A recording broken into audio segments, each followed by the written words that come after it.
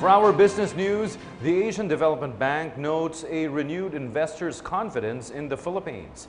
This with the Duterte administration's intensified campaign against corruption and criminality. George Bandola filed his report.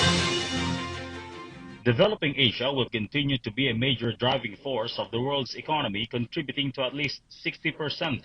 In its updated economic outlook for 2016, the Asian Development Bank says that developing countries in Asia are expected to grow by 5.7%, 6.9% growth among South Asian countries, while a higher 6.5% is seen to be registered by countries in East Asia led by China and India. We see developing Asia's growth on track. Despite global headwinds, the region is projected to grow at 5.7%. both this year and next year. Economic performance is poised to improve in Southeast Asia as large economies of Indonesia and the Philippines ramp up investment. Vietnam is expected to continue its expansion as well as Thailand. Inflation, meanwhile, is projected to be within 2 to 4% within Asia as most of the countries are still reeling from the effects of recent calamities. Small rise in global commodity prices will increase regional inflation somewhat, but inflation remains largely subdued. As to the Philippines, the ADB upgrades its forecast for 2016 at 6.4%, higher than its earlier forecast of 6%.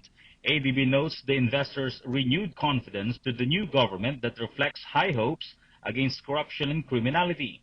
The economy overall continues to perform well in the face of a weak external environment, largely because of strong domestic consumption and investment, which drove higher than expected economic growth in the first half of the year.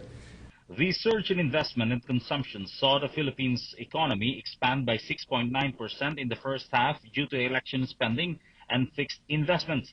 ADB recommends that government should up its infrastructure spending and encourage more investors to generate more quality jobs. Strong and even improved macro fundamentals provide a foundation to advance planned development and reforms by the new government to address challenges that lie ahead.